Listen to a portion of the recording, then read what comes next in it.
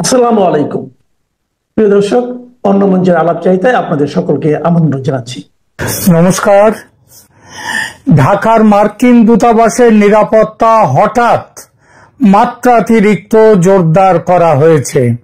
বাংলাদেশ সরকারের পক্ষ থেকে বিষয়টিতে তেমন গুরুত্ব না দিলেও জানা যাচ্ছে দূতাবাসের পক্ষ থেকে হামলার আশঙ্কায় নিরাপত্তা বাড়াবার অনুরোধ করা হয়েছিল। মানে অনুরোধটা করেছিল দূতাবাসের পক্ষ থেকে। দূতাবাস বাংলাদেশের বর্তমান শাসকরা আজ যে ক্ষমতায় বসেছেন আজ সেটা আমেরিকার দৌলতে এমন নয় যে সম্পর্ক খারাপ এই দুই সরকারের কিংবা দুই দেশের, বরং যেটা জানা যাচ্ছে বাংলাদেশ সরকার কিভাবে কাজকর্ম করবে সেটা উপদেষ্টাদের নিয়ে হোয়াটসঅ্যাপ গ্রুপ খুলে নির্দেশ উপদেশ দিচ্ছেন মার্কিন ভারপ্রাপ্ত রাষ্ট্রদূত ট্রেসি অ্যান জ্যাকবসন। অর্থাৎ খুবই মাখামাখি সম্পর্ক। তাহলে কেন দূতাবাসে হামলার আশঙ্কা করল মার্কিনীরা? আশঙ্কা কাদের থেকে ও কেন, এই নিয়ে এখনকার আলোচনা। যুগে যুগে এবং দেশে দেশে মার্কিন যুক্তরাষ্ট্র তার ভূ রাজনৈতিক স্বার্থ রক্ষার জন্য ইসলামী মৌলবাদী আন্দোলনকে সমর্থন ও লালন করেছে, এমন অভিযোগ নতুন নয়। এই অভিযোগের পেছনে সুনির্দিষ্ট ও প্রমাণিত ঐতিহাসিক তথ্য রয়েছে, যা দেখায় কিভাবে স্নায়ুযুদ্ধ এবং তার পরবর্তী যুগে মার্কিন যুক্তরাষ্ট্র কৌশলগতভাবে ইসলামী গোষ্ঠীগুলোকে ব্যবহার করেছে ধর্মনিরপেক্ষ জাতীয়তাবাদী আন্দোলন এবং সাম্যবাদী প্রভাবকে প্রতিহত করার জন্যে। বাংলাদেশের ব্যাপারে যেটা হয়েছে সেটার সাথে কি কোনো মিল খুঁজে পাচ্ছেন? ঠিক আছে, তাহলে কেন মিল খুঁজবার জন্য কিছু উদাহরণ নিয়ে আসে। 1950 ও 1960-এর দশকে মার্কিন যুক্তরাষ্ট্র মিশরের রাষ্ট্রপতি গামাল আবদেল নাসেরের ধর্মনিরপেক্ষ আরব জাতীয়তাবাদের বিরুদ্ধে উঠে পড়ে লেগেছিল। আমেরিকার নেতারা মনে করতেন নাসের কমিউনিজমের ট্রোজান হর্স হতে পারেন এবং সোভিয়েত প্রভাব মধ্যপ্রাচ্যে বিস্তৃত করতে সহায়তা করতে পারেন আব্দুল নাসের। এটা আটকাতে আমেরিকার জঙ্গি সংগঠন মুসলিম ব্রাদারহুডকে ব্যবহার করেছিল। যদিও মার্কিন যুক্তরাষ্ট্র সরাসরি ব্রাদারহুডকে অস্ত্র দেয়নি, অস্ত্রটা পাঠিয়েছিল সৌদি আরবের মতো সহযোগী ইসলামী রাষ্ট্রগুলোর সাথে জোট সাজস করে তাদের বিরুদ্ধে পাঠিয়েছিল অস্ত্র তাদের কাছে। 1954 সালে নাসের বলেছিলেন একটা কথা, যেটা নাসেরের বিরুদ্ধে সমস্ত মুসলিম বিশ্বকেও একত্র করতে আমেরিকার খুব সুবিধা হয়েছিল। নাসের বলেছিলেন, আমি এখনো দেখতে পাচ্ছি না, 1954 সালে খেয়াল করবেন, নাসের বলেছিলেন আমি এখনো দেখতে পাচ্ছি না কিভাবে কুরআন অনুযায়ী শাসন করা সম্ভব হবে। কুরআন একটি জীবনযাত্রা সম্পর্কিত সাধারণ পাঠ্য, ব্যাখ্যা সাপেক্ষ, এবং সেই কারণে আমি মনে করি না যে এটা নীতি বা রাজনৈতিক মতবাদের উৎস হিসেবে উপযুক্ত হতে পারে। আফগান মুজাহিদদের সাথে 1980-র দশকে আমেরিকার অংশীদারিত্ব কোনো ব্যতিক্রম ছিল না, বরং দীর্ঘমেয়াদী একটি কৌশলের অঙ্গ ছিল। ইরানে 1953 সালের অভ্যুত্থান, তার কথাটা ভাবুন। 1953 সালে মার্কিন যুক্তরাষ্ট্র এবং ব্রিটেন অপারেশন অ্যাজাক্স নামে একটি গোপন অভিযানে ইরানের গণতান্ত্রিকভাবে নির্বাচিত প্রধানমন্ত্রী মোহাম্মদ মোসাদ্দেককে ক্ষমতাচ্যুত করে। Mossadegh Anglo Iranian oil company জাতীয়করণ করতে চেয়েছিল, ফলে তাদের আঁতে ঘা লেগেছিল আমেরিকা ইংল্যান্ডের, এবং মোসাদ্দেকের ধর্মনিরপেক্ষ সমাজতান্ত্রিক নীতি আমেরিকা মনে করেছিল সোভিয়েত ইউনিয়নের প্রতি সহানুভূতিশীল। সুতরাং তাকে কিভাবে ধ্বংস করা যায় সেই চেষ্টায় নেমে গিয়েছিল। পরবর্তীকালে সিআইএ প্রকাশ্যে স্বীকার করেছে যে ইরানে মোসাদ্দেকের বিরুদ্ধে অভ্যুত্থানটি ছিল সিআইএ নির্দেশিত মার্কিন পররাষ্ট্র নীতির একটি কাজ, যা সরকারের সর্বোচ্চ পর্যায়ে পরিকল্পিত এবং অনুমোদিত হয়েছিল। সেই অভিযানে সিআইএ জাল কমিউনিস্ট প্রচার তৈরি করে মোসাদ্দেককে অসম্মানিত করেছিল, অপমানিত করেছিল, এবং ধর্মীয় নেতা ইরানে যারা ছিল তখন তাদেরকে ঘুষ দিয়েছিল। মার্চ 2018 প্রকাশিত একটি ব্রিটিশ মেমো অনুযায়ী মার্কিন দূতাবাস ওই ইরানের সেই অভ্যুত্থানের আগের দিনগুলোতে ইরানের প্রভাবশালী ব্যক্তিদের, বিশেষত উচ্চ পর্যায়ের ইরানি ধর্মযাজকদের কাছে বিপুল পরিমাণ অর্থ পাঠিয়েছিল। মনে পড়ছে বাংলাদেশে 2024 অভ্যুত্থানের আগে আমেরিকার ভূমিকার কথা। মোসাদ্দেককে উৎখাত করার পর শাহ মোহাম্মদ রেজা পাহলভিকে ক্ষমতায় আবার নিয়ে আসা হয়েছিল, যিনি পশ্চিমা সমর্থনে 26টা বছর একনায়কতন্ত্র চালান, স্বৈরতন্ত্র চালান। 1953 সালের এই অভ্যুত্থান সরাসরি 1979 সালে যে ইসলামী বিপ্লবের বীজ, সেই বীজ রোপণ করেছিল। আফগানিস্তানের কথা ভাবুন। আফগানিস্তানে মার্কিন সহায়তা হলো আধুনিক জিহাদি আন্দোলনের সবচেয়ে সুপরিচিত উদাহরণ। 1979 সাল থেকে 1989 সাল পর্যন্ত অপারেশন সাইক্লোন ছিল সিআইএর দীর্ঘতম এবং সবচেয়ে ব্যয়বহুল গোপন অভিযান। এই অভিযানে প্রাথমিক তহবিল ছিল 1979 সালের মাঝামাঝি সময়ে $6,95,000 এবং 1987 সালে সেটা বেড়ে দাঁড়ায় বার্ষিক $630 মিলিয়ন। সামগ্রিকভাবে $3 বিলিয়নেরও বেশি মার্কিন তহবিল মুজাহিদদের প্রশিক্ষণ এবং অস্ত্রের জন্য ব্যয় করা হয়েছিল। প্রোগ্রামটি ছিল বিশেষভাবে জঙ্গি ইসলামী গোষ্ঠীগুলোকে সমর্থন করা, এবং পাকিস্তানের প্রেসিডেন্ট মোহাম্মদ জিয়াউল হকের সাথে ষড়যন্ত্র করেছিল আমেরিকা, এবং কম মতাদর্শিক অর্থাৎ কম জঙ্গি আফগান প্রতিরোধ গোষ্ঠীর চেয়ে জিয়াউল হক এবং আমেরিকা তখন সমর্থন দিয়েছিল আরো জঙ্গিদের। পাকিস্তানের ইন্টার সার্ভিসেস ইন্টেলিজেন্স মধ্যস্থতাকারী হিসেবে কাজ করেছে এবং প্রতি বছর আফগানিস্তানে 16,000 থেকে 18,000 মুজাহিদিন যোদ্ধাদের সরাসরি প্রশিক্ষণ দিয়েছে। অবিশ্বাস্য হলেও এটা ঘটনা যে ওসামা বিন লাদেন তিনি কিন্তু ছিলেন আমেরিকারই প্রোডাক্ট, এবং আফগান আরব ওসামা বিন লাদেন এবং আফগান আরব স্বেচ্ছাসেবকরা পরোক্ষভাবে সিআইএর তহবিল থেকে উপকৃত হয়েছেন। সিআইএ প্রধান উইলিয়াম কেসি আইএসআই এর একটি উদ্যোগে সিআইএ সমর্থন প্রতিশ্রুতিবদ্ধ করেছিলেন বিশ্বব্যাপী মুসলমানদের পাকিস্তানে আসতে এবং আফগান মুজাহিদিনদের সাথে লড়াই করার জন্য নিয়োগ দিয়েছিল এই আমেরিকা তার অর্থ দিয়ে।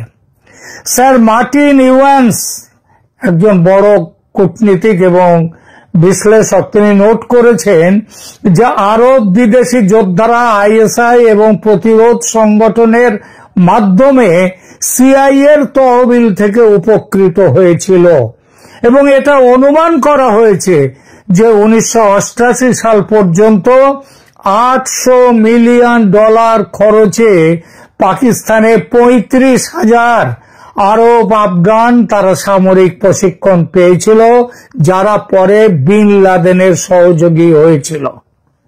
বিন লাদেনের নিকটতম আফগান সহযোগী জালাল উদ্দিন হাক্কানি এবং গুলবুদ্দিন হেকমতিয়ার এরা সিআইএ এর সবচেয়ে বড় সুবিধাভোগী ছিলেন। হাক্কানি সরাসরি সিআইএ এজেন্টদের কাছ থেকে নগদ অর্থ পেয়েছিলেন আইএসআই এর মধ্যস্থতা ছাড়াই। তিনি 1980-র দশকে বিন লাদেনের নিকটতম সহযোগীদের একজন ছিলেন এবং বিন লাদেনকে তার ভিত্তি গড়তে সাহায্য করেছিলেন। আফগানিস্তানে মৌলবাদের পরিণতি অপারেশন সাইক্লোনের ফলাফল ছিল বিপর্যয়কর। পাকিস্তানের মাধ্যমে মার্কিন সহায়তা প্রবাহিত হওয়ার সিদ্ধান্তের ফলে ব্যাপক দুর্নীতিতে ডুবে গিয়েছিল পুরো পাকিস্তান। কারণ করাচিতে পাঠানো অস্ত্রগুলো প্রায়শই আফগান বিদ্রোহীদের কাছে পৌঁছানোর পরিবর্তে স্থানীয় বাজারে বিক্রি করা হতো, যার একটা অংশ ওই যে 10 ট্রাক অস্ত্র এসেছিল পাকিস্তান থেকে বাংলাদেশে, সেটা এই একই জিনিস তখন হতো। করাচি শীঘ্রই বিশ্বের সবচেয়ে সহিংস শহরগুলির একটিতে পরিণত হয়েছিল এই আমেরিকার ভুল রাজনীতির জন্য। নিউ ইয়র্ক টাইমস 2016 সালে একটি সম্পাদকীয় লিখেছিল যে মার্কিন যুক্তরাষ্ট্রের একটি সহযোগী রাজ্য ওয়াহাববাদের প্রচারে অগণিত মিলিয়ন ব্যয় করেছে। সুন্নি ইসলামের উগ্র রূপ যা 9/11 হাইজ্যাকারদের অনুপ্রাণিত করেছিল এবং এখন ইসলামিক স্টেটকে তারাই নিয়ন্ত্রণ করছে। মাত্র সামান্য কয়েকটা উদাহরণ দিলাম, এমন উদাহরণ অজস্র। এর সবই দেখায় যে মার্কিন যুক্তরাষ্ট্র বিভিন্ন সময়ে এবং বিভিন্ন দেশে তার নিজের ভূ রাজনৈতিক স্বার্থ রক্ষার জন্য ইসলামী মৌলবাদী আন্দোলনকে কৌশলগতভাবে সমর্থন দিয়েছে। আফগানিস্তানে অপারেশন সাইক্লোনে $3 বিলিয়ন বেশি, ইরানে 1953 সালের অভ্যুত্থান, ধর্মীয় নেতাদের ঘুষ দিয়ে পাকিস্তানে জিয়াউল হকের ইসলামীকরণ প্রোগ্রামের সমর্থনে কয়েক বিলিয়ন ডলার সামরিক সহায়তা এবং সিরিয়াতে বিদ্রোহীদের অস্ত্র সরবরাহ, যেখানে সিআইএ সমর্থিত যোদ্ধারা 1 লক্ষ সিরিয়ান সৈন্যকে হত্যা করেছে বলে অনুমান করা হয়। এসবই নথিবদ্ধ প্রমাণ। লন্ডন স্কুল অব ইকোনমিক্স বা LSE তার দীর্ঘ গবেষণায় উপসংহার টেনেছে এই বলে, মার্কিন সমর্থন ইসলামপন্থী গোষ্ঠীগুলোর জন্য নাটকীয়ভাবে সংশ্লিষ্ট অঞ্চলের এবং তার বাইরে সামাজিক এবং ভূ রাজনৈতিক ক্ষমতার ভারসাম্য পরিবর্তন করেছে। এর সঙ্গে বাংলাদেশের হাসিনা বিরোধী জঙ্গি আন্দোলনের মিল খুঁজে পাচ্ছেন নিশ্চয়ই। অবাক হবেন না, হাসিনা সরকারের পতন ঘটিতে জঙ্গি ইসলামী গোষ্ঠীদের ব্যবহার করেছে আমেরিকা। এমনকি ঢাকার মার্কিন হাইকমিশনের চাপে ট্রেসি অ্যান্ড জ্যাকবসন তিনি প্রধান বিচারপতির সাথে দেখা করে কিছু বিশেষ জঙ্গি নেতাদের জেল থেকে ছেড়ে দেওয়ার ব্যবস্থা করেছিলেন। আজ সেই সব জঙ্গিরা সমূর্তি ধারণ করেছে, সেই ফ্রাঙ্কেনস্টাইনের কাহিনীর মতো, যে তার জন্মদাতাকে হত্যা করেছিল। ইতিহাসের পুনরাবৃত্তি বাংলাদেশেও হতে শুরু করেছে। তাই হামলার আশঙ্কায় কাঁপছে ঢাকার মার্কিন দূতাবাস। ঢাকার মার্কিন দূতাবাসে হঠাৎ করে নিরাপত্তা ব্যবস্থা উল্লেখযোগ্য বৃদ্ধি হওয়ার এটাই একটি কারণ। 13 অক্টোবর রাত থেকে দূতাবাসের চারপাশে ঢাকা মহানগর পুলিশের বিশেষায়িত সোয়াট ইউনিট মোতায়েন করা হয়েছে। পাশাপাশি counter terrorism and international and transnational crime unit এবং বোমা নিষ্ক্রিয়করণ দল সক্রিয় রয়েছে। বাংলাদেশ সরকার প্রাথমিকভাবে বিষয়টিকে সাধারণ বলে উল্লেখ করলেও নিরাপত্তা সংস্থার সূত্র নিশ্চিত করেছে যে মার্কিন দূতাবাস নিজেই নির্দিষ্ট গোয়েন্দা তথ্য সাপ্লাই করেছে বাংলাদেশ সরকারকে এবং তার ভিত্তিতে সম্ভাব্য জঙ্গি হামলার আশঙ্কায় নিরাপত্তা বৃদ্ধির অনুরোধ করেছিল। রিপোর্ট অনুযায়ী জামাতুল আনসার ফিল হিন্দাল সার্কিয়া, সংক্ষেপে JAFHS, এবং আল কায়দা ইন ইন্ডিয়ান সাবকন্টিনেন্ট AQIS, এই জঙ্গি সংগঠনগুলো মার্কিন দূতাবাসে হামলা এবং কর্মচারীদের অপহরণ করা এবং হত্যার পরিকল্পনা করছিল। এটা পরিষ্কারভাবে জানিয়ে দিয়েছে, সূত্র পেয়েছে আমেরিকা। সূত্র জানায় দূতাবাসের কর্তৃপক্ষ তাদের নিজস্ব তদন্তের মাধ্যমে 3 জন বাংলাদেশি নাগরিককে চিহ্নিত করেছে যারা সম্ভাব্য হামলা সংগঠিত করতে পারে এবং তাদের নাম, ঠিকানা ও ছবি ঢাকা মহানগর পুলিশকে দান দিয়েছে। আরো আশঙ্কাজনক তথ্য হলো যে জঙ্গিরা দূতাবাসের কাছাকাছি একটি মাঠে ক্রিকেট খেলার অজুহাতে রেইকি করার পরিকল্পনা করেছিল। এই সম্পর্কিত আগস্ট 2025-এ একটি বড় গ্রেপ্তার হয়েছিল যখন শামীম মাহফুজ নামে একজনকে গ্রেপ্তার করা হয়, যিনি জামাতুল আনসার ফিল হিন্দাল সার্কিয়ার প্রতিষ্ঠাতা এবং পূর্বে জামাতুল মুজাহিদিন বাংলাদেশের নেতা। তিনি ছিলেন JMB নেতা। শামীম মাহফুজকে 2011, 2014 এবং 2023 সালে জঙ্গি কার্যকলাপের জন্য গ্রেপ্তার করা হয়েছিল এবং এবার তাকে পাকিস্তান ভিত্তিক তেহরিক-ই-তালিবান পাকিস্তানের সাথে যুক্ত থাকার অভিযোগে গ্রেপ্তার করা হয়েছে। তার সাথে গ্রেপ্তার হওয়া অন্যান্যদের মধ্যে রয়েছে ফয়সাল, ইঞ্জিনিয়ার ইমরান হায়দার, রেজাউল করিম আবরার, আসিফ আদনান, জাকারিয়া মাসুদ এবং সানাফ হোসেন।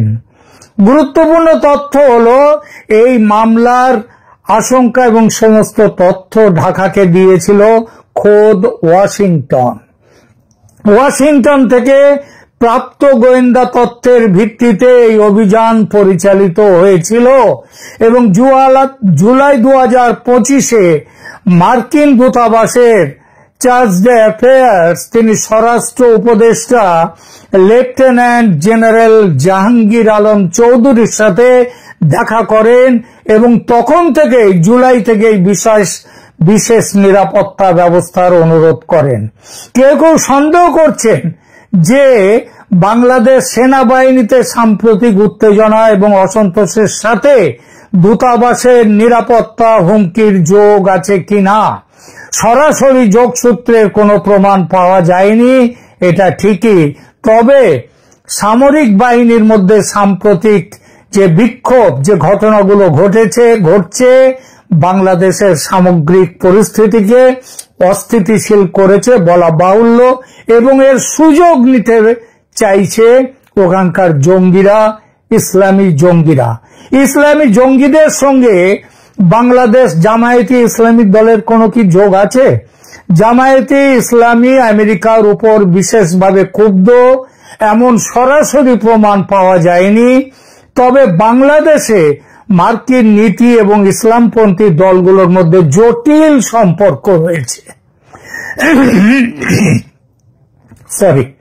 প্রকৃতপক্ষে সাম্প্রতিক মাসগুলোতে জামায়াত আন্তর্জাতিক মঞ্চে তার উপস্থিতি উল্লেখযোগ্যভাবে বৃদ্ধি করেছে, বিশেষত বিভিন্ন পশ্চিমী দেশের কূটনীতিকদের সাথে বৈঠক করছে। শেখ হাসিনার পতনের পর জামায়াত চীন, পাকিস্তান, তুরস্ক, যুক্তরাজ্য এবং জার্মানির সাথে সক্রিয়ভাবে কূটনৈতিক সম্পর্ক স্থাপন করেছে। চীনা রাষ্ট্রদূত ইয়াও ওয়েন 2024 সালের সেপ্টেম্বরে জামায়াত প্রধান শফিকুর রহমানের সাথে দেখা করেন এবং জামায়াতকে একটি শৃঙ্খলাবদ্ধ দল হিসেবে খুব প্রশংসা করেন। একইভাবে পাকিস্তানের উপপ্রধানমন্ত্রী এবং পররাষ্ট্রমন্ত্রী ইসাক ডার আগস্ট 2025-এ জামায়াত নেতাদের সাথে অনেক বৈঠক করেন। তবে মার্কিন যুক্তরাষ্ট্রের সাথে জামায়াতের সম্পর্ক জটিল। একদিকে 2024 সালে শেখ হাসিনার বিরুদ্ধে প্রতিবাদের সময় মার্কিন যুক্তরাষ্ট্র গণতন্ত্র এবং মানবাধিকারের পক্ষে খুব সোচ্চার ছিল। বলা হচ্ছে জামায়াতের ছাত্র সংগঠন ইসলামী ছাত্র শিবির এই সময় আমেরিকার সাথে এবং জাতিসংঘের সাথে খুব ভালো সম্পর্ক তৈরি করে ফেলেছিল। অন্যদিকে মার্কিন নীতি নির্ধারক মহলে জামায়াতের যুদ্ধ অপরাধী ইতিহাস এবং চরমপন্থী লিঙ্ক নিয়ে গভীর উদ্বেগ রয়েছে। মার্চ 2025-এ যুক্তরাষ্ট্রে একটি কংগ্রেশনাল ব্রিফিংয়ে মানবাধিকার বিশেষজ্ঞরা জামায়াতের উপর গ্লোবাল ম্যাগনিটস্কাই অ্যাক্ট নিষেধাজ্ঞা আরোপের আহ্বান জানান। মাইকেল রুবিন, আমেরিকান এন্টারপ্রাইজ ইনস্টিটিউটের সিনিয়র ফেলো, তিনি সতর্ক করেছেন যে জামায়াত ইসলামী একমাত্র দল, পৃথিবীতে একমাত্র রাজনৈতিক দল যারা নাৎসিদের ছাড়া তারা পৃথিবীতে গণহত্যায় জড়িত আধুনিক বিশ্বে। জামায়াতের সম্ভাব্য ক্ষোভের একটি কারণ হতে পারে যে মার্কিন যুক্তরাষ্ট্র এখনো জামায়াতকে রাজনৈতিক শক্তি হিসেবে সম্পূর্ণভাবে গ্রহণ করেনি এবং ইসলামপন্থী চরমপন্থার বিরুদ্ধে আমেরিকা এখন কঠোর অবস্থান রাখতে চেষ্টা করছে। তবে সরাসরিভাবে মার্কিন দূতাবাসে হামলার হুমকির সাথে জামায়াতের সম্পৃক্ততার কোনো প্রমাণ পাওয়া যায়নি। বাংলাদেশি মিডিয়া এবং রাজনৈতিক বিশেষজ্ঞরা এই পরিস্থিতি নিয়ে বিভিন্ন দৃষ্টিকোণ প্রকাশ করেছেন তাদের বিশ্লেষণে এবং সেখানে এরপরে এবং তারা ব্যাপকভাবে এই বিষয়টি কভার করেছেন। মাসুদ আলম, গুলশান বিভাগের সহকারী কমিশনার, তিনি নিশ্চিত করেছেন যে সম্ভাব্য নিরাপত্তা ঝুঁকির কারণে মার্কিন দূতাবাসের চারপাশে নিরাপত্তা বৃদ্ধি করা হয়েছে। রাজনৈতিক বিশ্লেষক একজন বলেছেন ওই ডয়েচ ওয়েল পত্রিকাতে, তাদের ওখানে যে অন্তর্বর্তী সরকার কেবল বিবৃতি দেয় হামলা প্রতিরোধ বা অপরাধীদের বিরুদ্ধে আরো ব্যবস্থা নেওয়ার পরিবর্তে, এটি বাংলাদেশ সরকারের জন্য একটি বিশাল ব্যর্থতা এবং একটি বার্তা যে এত মাস পরেও সরকার সুশাসন নিশ্চিত করতে পারেনি। এবং একজন এই প্রসঙ্গে একটা জিনিসই বলা যায়, সেটা হচ্ছে এই ধরনের পরিবেশ জঙ্গি গ্রুপগুলোর জন্য অনুকূল। আর বাংলাদেশ জেইআইজ ইন্টারন্যাশনাল আউটরিচ বিশ্লেষণে উল্লেখ করা হয়েছে যে আন্তর্জাতিক খেলোয়াড়দের একটি ইসলামপন্থী সংগঠনের সাথে আলোচনা এবং মতামত বিনিময় করতে দেখা যায়, যার 50 জন নেতাকে, মানে জামায়াতের সঙ্গে 50 জন নেতাকে 1971 সালের মুক্তিযুদ্ধের সময় যুদ্ধ অপরাধের জন্য অভিযুক্ত করা হয়েছে। আলোচনা শেষ করি। মার্কিন দূতাবাসের নিরাপত্তা বৃদ্ধি বাংলাদেশের বর্তমান জটিল নিরাপত্তা পরিস্থিতির একটি স্পষ্ট প্রতিফলন। জামাতুল আনসার ফিল হিন্দ আল শারকিয়া এবং AQIS, আল কায়দা ইন্ডিয়ান সাবকন্টিনেন্টের মতো জঙ্গি সংগঠনগুলো সক্রিয় হচ্ছে এবং মার্কিন স্বার্থের বিরুদ্ধে হামলার পরিকল্পনা করছে।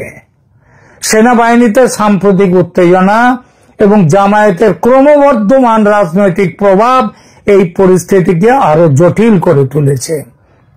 ইংরেজিতে একটি বিখ্যাত প্রবাদ আছে, সো অ্যাজ ইউ রিপ, যার বাংলা অর্থ হলো যেমন কর্ম তেমন ফল।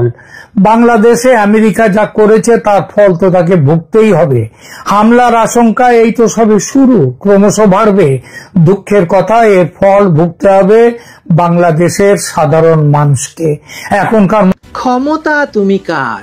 বাংলাদেশে এই প্রশ্ন এখন সবচেয়ে বড় প্রশ্ন। ইউনূসের হাতেই দেশের সকল ক্ষমতা নাকি সেনাপ্রধান জেনারেল ওয়াকারের হাতে?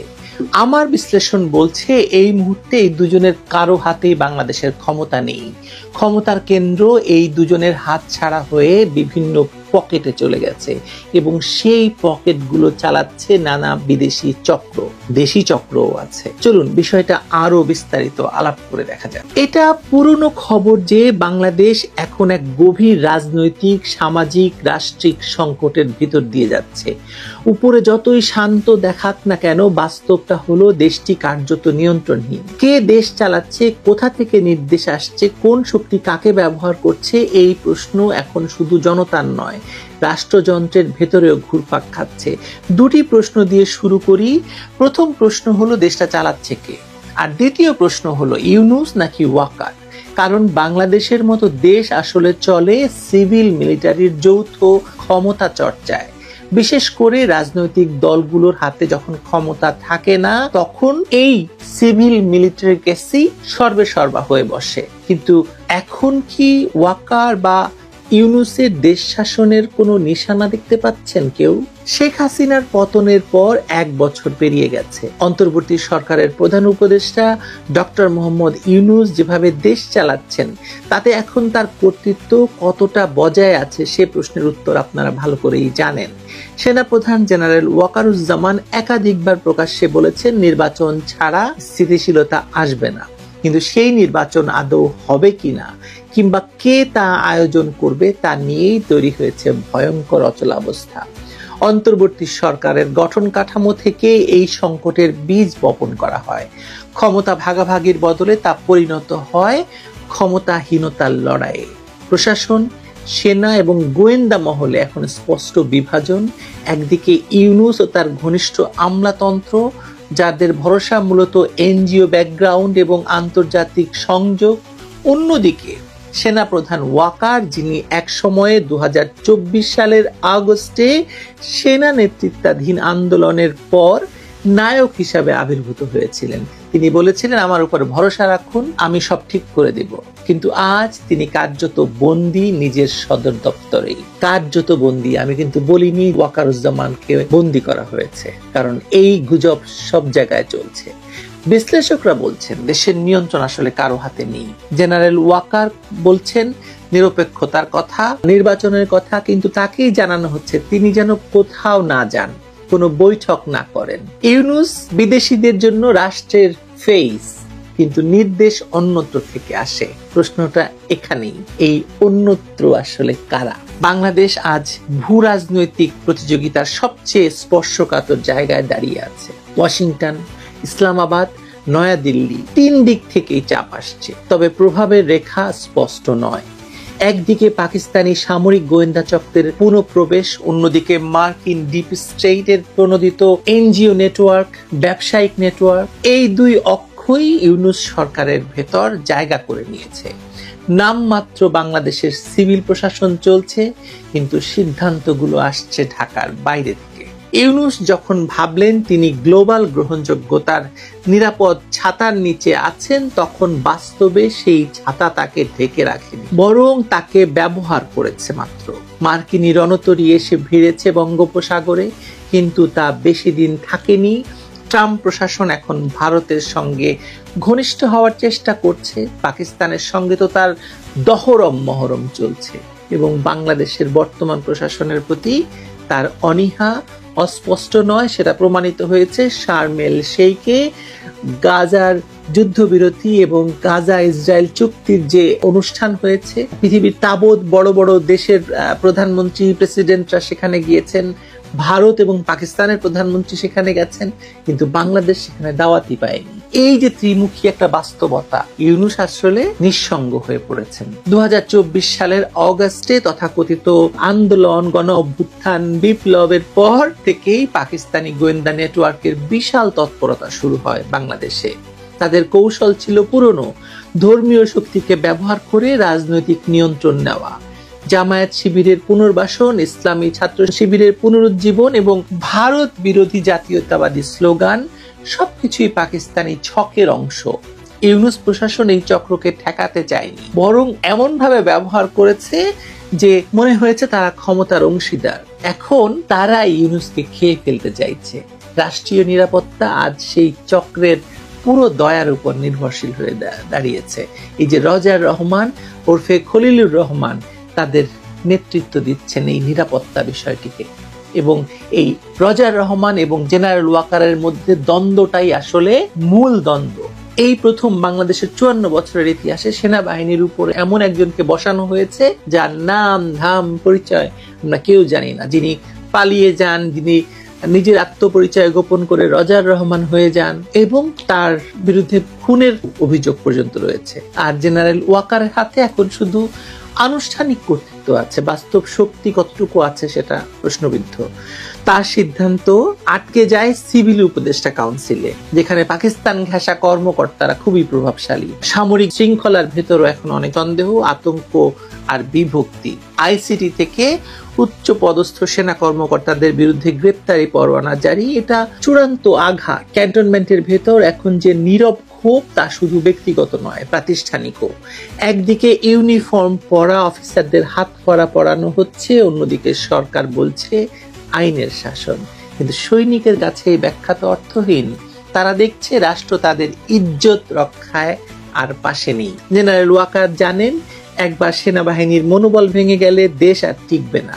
তিনি নিরপেক্ষতা বজায় রাখার চেষ্টা করছেন, কিন্তু তা এখন আর তার একমাত্র বেঁচে থাকার উপায়। আসলে তার হাতে আর কোনো কার্ড নেই। তিনি তার টেক্কা মেরে দিয়েছেন আগে, এবং সেটা ভুল টেক্কা ছিল বোঝাই যাচ্ছে। ধরুন কর্নেল ওলি আমাদের একটা মন্তব্যর কথা যদি ধরি আমরা, তিনি বলেছেন ইউনূসকেও হয়তো পালাতে হবে হাসিনার মতো।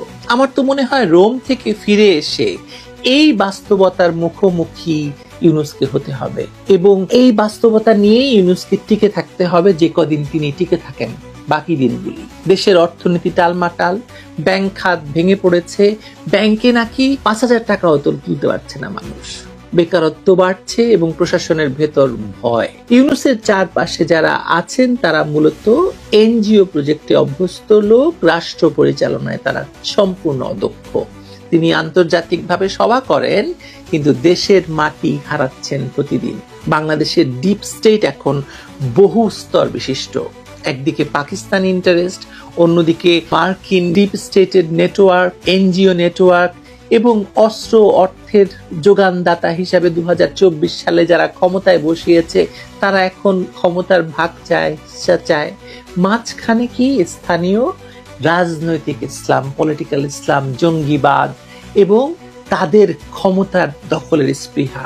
ইউনূস এর মধ্যে একটা চেহারা মাত্র, প্রতীক বা চালক নন কোনোভাবেই।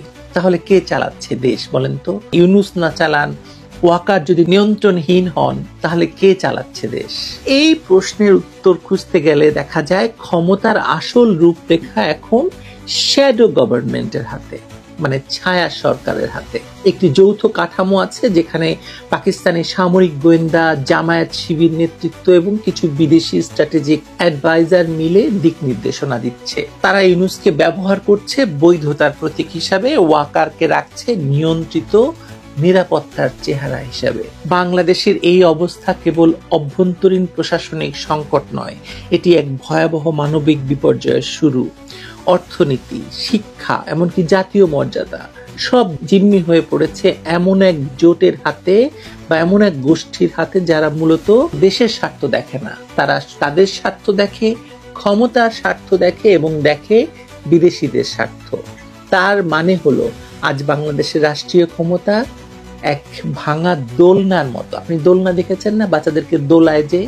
একদিকে ঝুঁকে পড়ছে ইউনূসের দুর্বল বেসামরিক সরকার, অন্যদিকে ওয়াকারের নিঃশব্দ সেনাতন্ত্র, মাঝখানে সক্রিয় সেই অদৃশ্য হাত যারা উভয় পক্ষকে ব্যবহার করছে, দোলনাটাকে দোলাচ্ছে নিজেদের ভূরাজনৈতিক স্বার্থে। ওয়াকার বেঁচে আছেন কিন্তু নড়তে পারছেন না, ইউনূস ক্ষমতায় আছেন কিন্তু কিছুই করতে পারছেন না। এই দুয়ের মাঝখানে বাস্তবে ক্ষমতা চলে গেছে এমন এক ভয়ঙ্কর গোষ্ঠীর হাতে, যারা বাংলাদেশের ইতিহাসের বাইরে থেকেও আজ তারা নিয়তি নির্ধারণ করছে আপনার বাংলাদেশিদের বা বাঙালির। এই মুহূর্তে বাংলাদেশের রাজনীতি শুধু নয়, একদম রাষ্ট্রটা শেকড়হীন কচুরি পানার মতো ভেসে বেড়াচ্ছে। প্রশ্ন হলো, ভাসতে ভাসতে দেশটি কোথায় যাবে? বঙ্গোপসাগরে নাকি হিন্দুকুশ পর্বতের দিকে? আপনার কি মনে হয় দেশের নদীগুলোতে যে সব সময় কচুরি পানা ভাসে, তারা আসলে কোথায় যায়? আমি একটি মেটাফোর এখানে দিচ্ছি, বাংলাদেশের সঙ্গে কচুরি পানার তুলনা করছি, কিন্তু আপনি নিজেও বুঝতে পারবেন যে বাংলাদেশ আসলে একটি ভাসমান শ্যাওলার মতো হয়ে গেছে। ডক্টর ইউনূস বাংলাদেশকে একটি ভাসমান শ্যাওলা বানিয়ে ছেড়ে দিয়েছেন। ভালো থাকবেন।